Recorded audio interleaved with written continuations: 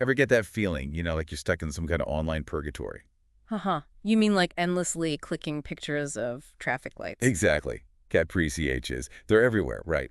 But are they actually doing anything? Like, are these blurry pictures really our first line of defense against the robot apocalypse? That's what we're here to unpack. Right. Today's deep dive, CAPTCHAs.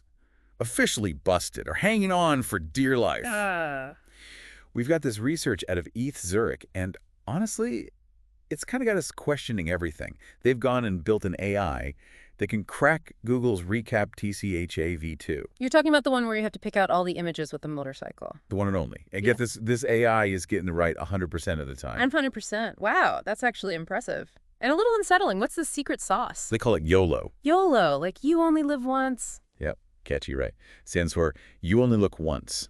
And apparently that's all it takes for this AI to see through Google's defenses. Interesting. YOLO is actually already making waves in, of all things, the fashion world. Hold on, AI fashion police. I need to hear more about this. Okay, so imagine this.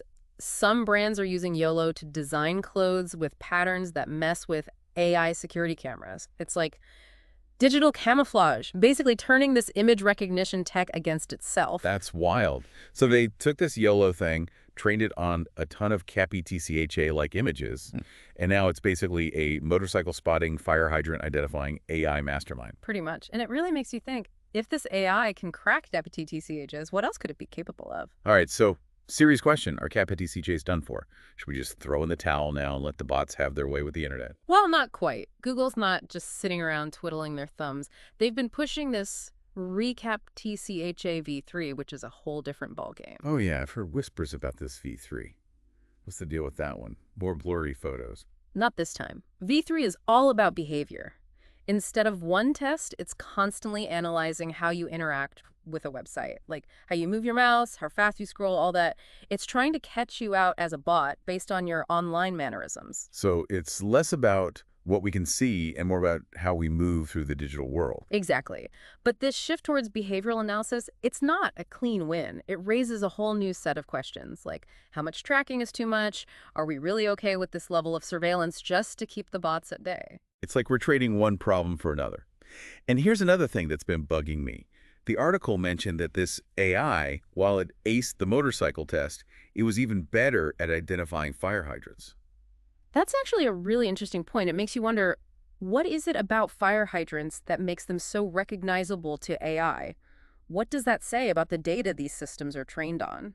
It's almost like a weird mirror, right? The AI reflecting back these patterns in our own digital world that we might not even notice ourselves. It's kind of profound when you think about it. It is, and it gets to the heart of this question. What does it mean to be intelligent in a digital age?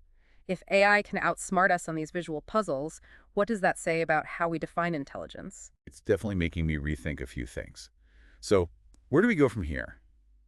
Are we doomed to a future of endless behavioral tracking? Or will we find a new way to tell humans and robots apart? Honestly, it's still a bit of a mystery. But one thing's for sure, as AI gets more sophisticated, our methods of proving our own humanity will have to evolve too. It's like a never-ending arms race, isn't it? Pretty much. Maybe we'll all be walking around with digital fingerprints, or maybe we'll come up with something completely different. We're already seeing things like biometrics starting to emerge. Biometrics, that's a whole other can of worms. It is. But the point is, the future of online security, it's going to be wild. You can say that again. This is definitely one of those topics we'll have to keep revisiting. Who knows what new developments will pop up next week? You know me, always up for a challenge. And on that note, we're going to have to call it a day. But for all you listeners out there, keep an eye on those CAPTCHAs. You never know, they might just be a robot in disguise.